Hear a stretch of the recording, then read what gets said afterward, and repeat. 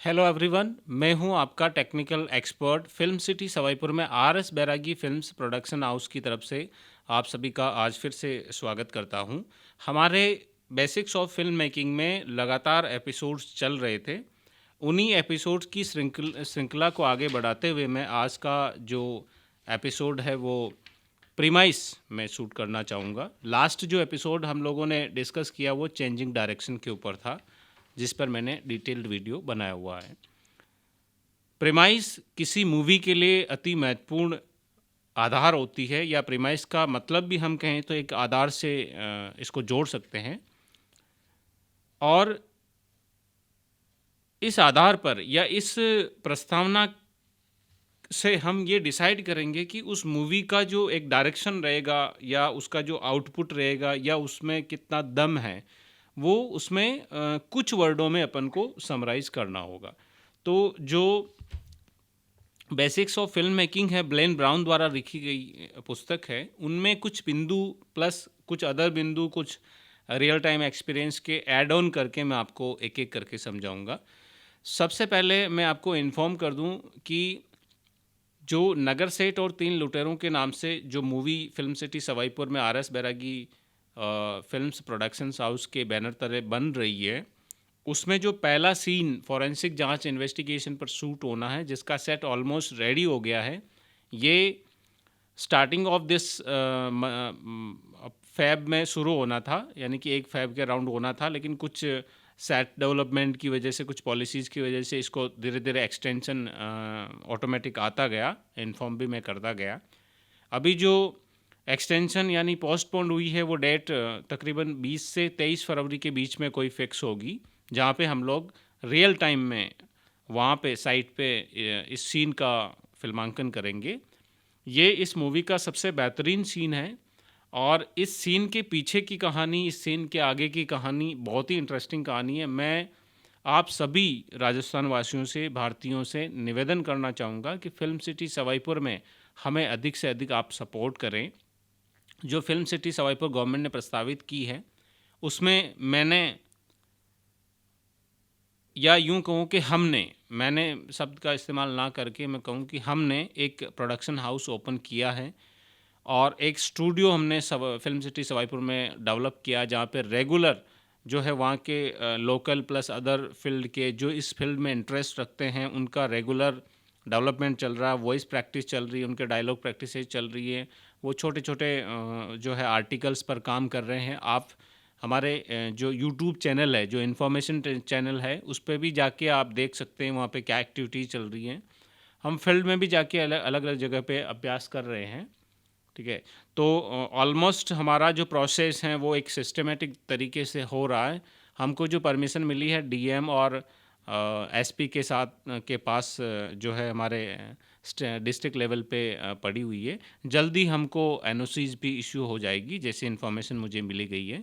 हम उससे पहले कुछ अभ्यास सत्र जो है उस जगह पे जहाँ पे हम लोगों ने सेट बनाया है, ये सोपरा और फिल्म सिटी सवाईपुर के बीच में एक जगह है खाली, जहाँ पे ये सेट डेवलप हुए हैं फॉरेंसिक जांच इन्वेस्टिगेशन के लिए। तो टीम जो है जनरली 20 से 23 फरवरी के बीच में आ जाएगी वहाँ पे। जब तक कि कोई टेक्निकल बैरियर ना आए, हम इसी डेट को शूट करने का प्रयास करेंगे। अगर कुछ पॉलिसी चेंजेज होगा तो थोड़ा सा और हम लोग एक्सटेंड करेंगे और इसको हम शूट करेंगे। तो आज का जो सत्र है, मैं श्रीमद् भगवत गीता के पहले श्लोक से शुरू करना चाहूँगा। पहला नहीं कह के, मेरा रेगुलर श्लोक है जो मैं डेली पढ़ता हूँ।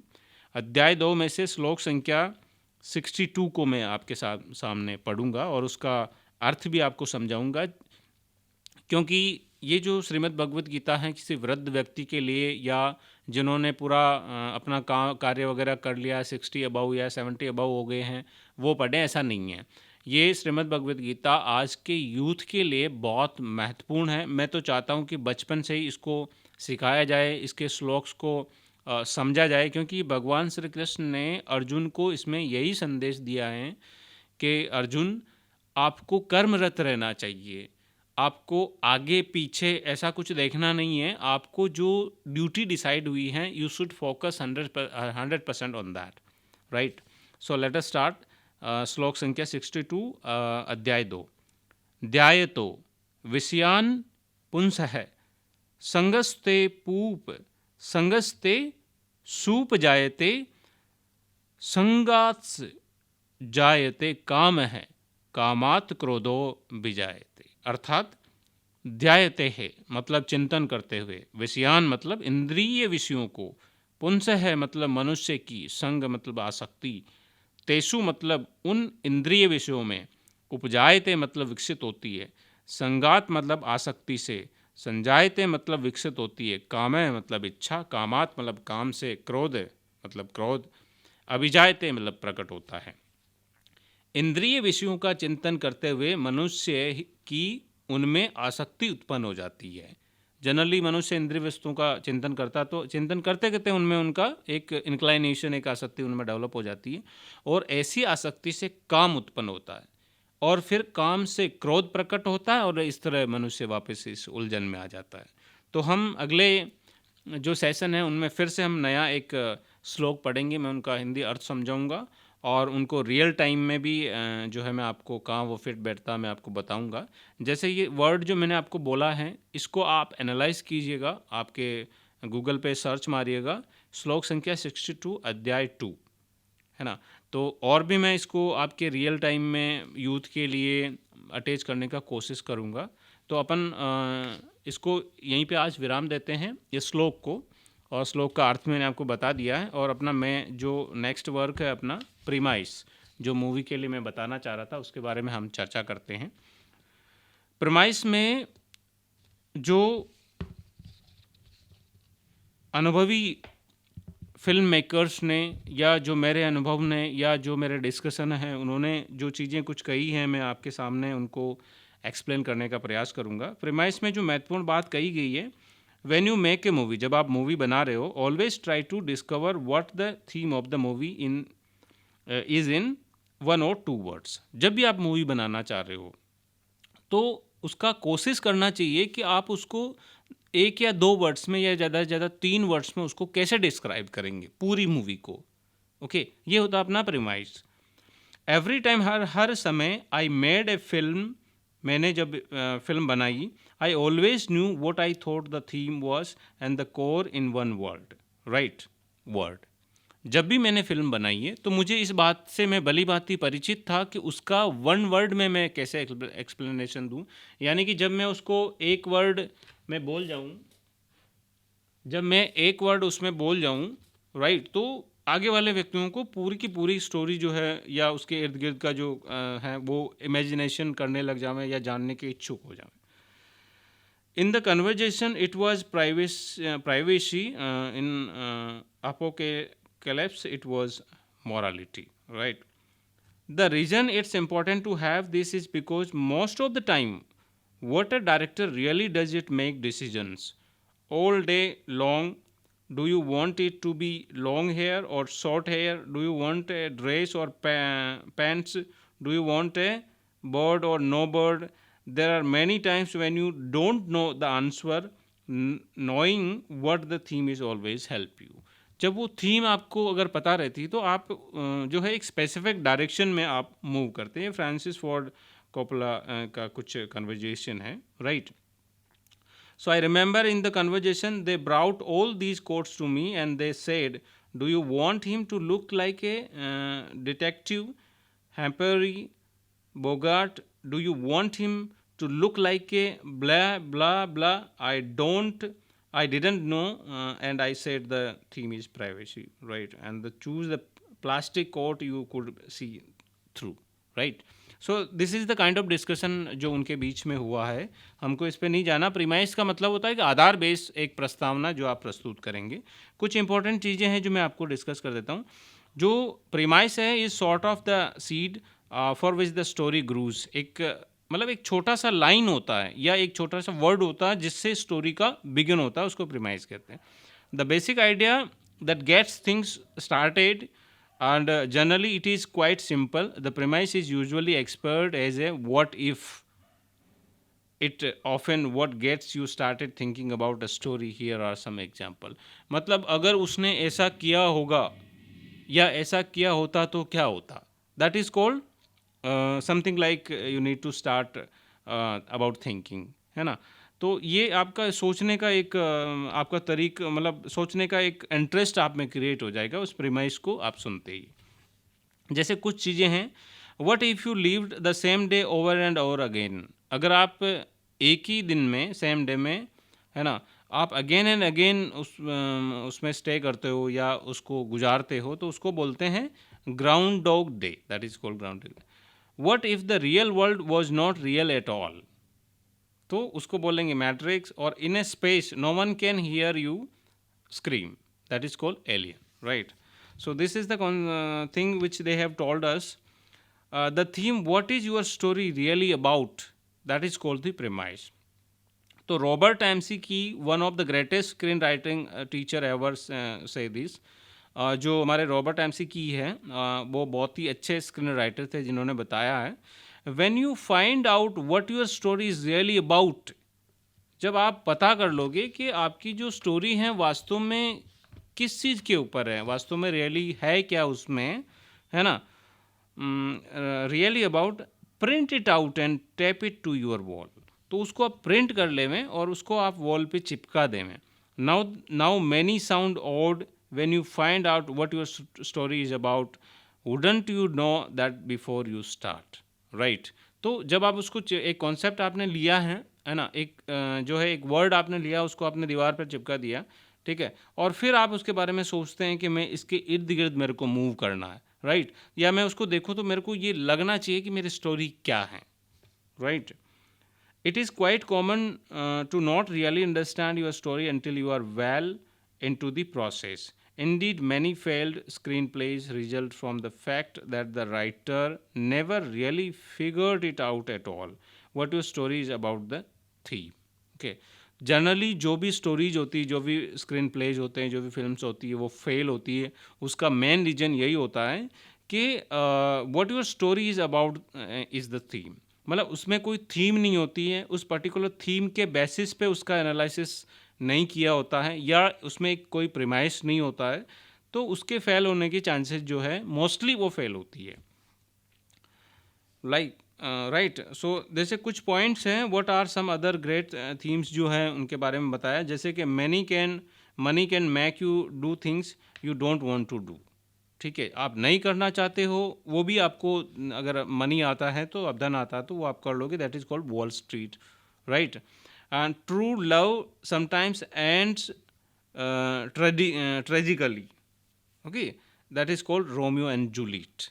यानी whenever you say Romeo and Juliet तो आपको ये चीज़ पता चलेगी, true love sometimes end tragically. Crime doesn't pay, that is called Scarface. और clever and stylish crime pays well, that is Ocean 8, 11, 12 and 13 में आपने देखा होगा। मनी कांट बाय हैप्पीनेस, ये सिटीजन कैन में आपने देखा होगा। Money can buy happiness and really good lawyers, the wolf of Wall Street में आपने देखा होगा। तो ये कुछ प्रीमाइसेज हैं और उनका कुछ डिस्क्रिप्शन है। अब इसको क्या कहते हैं, हम पहले समझ लेते हैं इसको। मैं आपको इसको हिंदी अनुवाद इसका पहले कर लेता हूँ। ARISTOTLE, दैट इज़ कॉल्ड अरस्तु। अरस्तु के कुछ पॉइंट्स हैं प्रीमाइस के ऊपर जो उन्होंने बोला है, मैं आपको पहले इंग्लिश में रीड करके उनको समझा दूंगा। अरस्तु ने कहा है कि was one of those crazy Greek guys who turned out to be right about a lot of things, right? Many writing courses still use his book Poetics as a standard textbook over 2000 years after he wrote it. यानी कि 2000 साल के बावजूद भी उनकी जो एक book है पोइटिक्स, उसके बारे में अभी भी लोग जो उसको पढ़ते हैं या उनको कोर्सेज में इस्तेमाल करते हैं अरस्तु। His basic ideas are still very relevant for writers today, और उन्होंने जो एक बेसिक आइडिया दिया है वो आज के दौर में जो राइटर्स हैं उनके लिए बहुत ही महत्वपूर्ण है। The ones that are most often referred to are the unities. They are, right? Unity of action क्या होता है उसको हम पढ़ते हैं। हैज मच एज पॉसिबल, जितना संभव हो सके, stick to the main story, don't get lost in a tangle of sub plots. यानी कि उनका कहने का मतलब ये है कि आप कोशिश करो कि जब भी आप एक मूवी को शूट करो तो आपका एक तो पर्टिकुलर प्लॉट होना चाहिए, प्लस आपको जो आपकी मेन स्टोरी है उसके इर्द गिर्द ही आपको मूव करना है। कभी भी ऐसा सीन आपको क्रिएट नहीं कर देना कि आप मेन स्टोरी से बाहर निकल जाओ या मेन स्टोरी से हट जाओ। ये होता है यूनिटी ऑफ एक्शन। अब नेक्स्ट चीज़ है यूनिटी ऑफ प्लेस। ये क्या होता है? The story is stronger the more it sticks to one place. Of course, this isn't always possible, but think of some of the great films that happens in one place only. जैसे die hard हुआ, Titanic हुआ, rear window हुआ, okay, aliens हुआ, dial M for murder हुआ and so on. यानी कि unity of place का मतलब होता है कोई भी मूवी पूरी की पूरी एक ही जगह पे शूट हो। जैसे आपको मोस्ट एक मूवी याद होगी टाइटेनिक, उसको एक ही जगह पे फिल्मांकन किया गया उसको, that is called unity of place. Confirming all the actions to a single place makes it stronger and more intense. Obviously, this doesn't apply if you are writing a James Bond movie where part of the adventure is traveling to exotic places. यानी कि लेकिन ये चीज़ केवल उनके जैसे Titanic के ऊपर तो था क्योंकि वो एक ही जगह पे हुआ। लेकिन अगर आप इसको जो है एडवेंचर जो मूवी है जेम्स बॉन्ड मूवी है ना, ऑफ द मूवी एडवेंचर, उसके ऊपर अगर आप इसको अप्लाई करोगे कि मैं एक ही प्लेस के यानी place of unity of place को मैं अप्लाई करूँ, that is not possible because वो अलग अलग जगह पे ट्रायल करते हैं। अब तीसरा जो मेन पॉइंट होता है unity of time. The whole action takes place in a single span of time, it doesn't lose energy by jumping around to different times, past, present and future. Flashbacks are sometimes some things you want to be very careful with. Try to avoid them unless absolutely necessary. कोशिश करा करो कि आप उसको एक ही जो है time में उसको रखो। जैसे कभी मूवी शूट होती है तो कुछ पास्ट आते, कुछ प्रेजेंट आते, कुछ फ्यूचर आते हैं। आपको फ्लैशबैक अगर बताना है तो अगर वो ज़रूरी है तो ही आप फ्लैशबैक को बताया करो, बाकी फ्लैशबैक को बताने की आवश्यकता नहीं है। ठीक है, तो ये था अपना यूनिटी ऑफ टाइम। तो अरस्तो ने जो 3 पॉइंट दिए हैं, unity of action, unity of place और यूनिटी ऑफ टाइम, जो इस फिल्म मेकिंग में बहुत इंपॉर्टेंट है। So does every story have to take place in one day in the same room? Right, of course not, but if you analyse a hook story that spells across hundreds of years and take place in 30 or 40 locations, you will, right, often find that the region audiences lose interest in that it gets so far away from these basic principles, right? If you see a movie that has more than one title that says something like 10 years later, you know there might be some trouble ahead. Having a plot that at least approaches some sort of unity of time and place concentrates and focuses that a story and makes it more interest. As for unity of action, sticking to the main story and not getting lost in a bunch of subplots, that is very much still.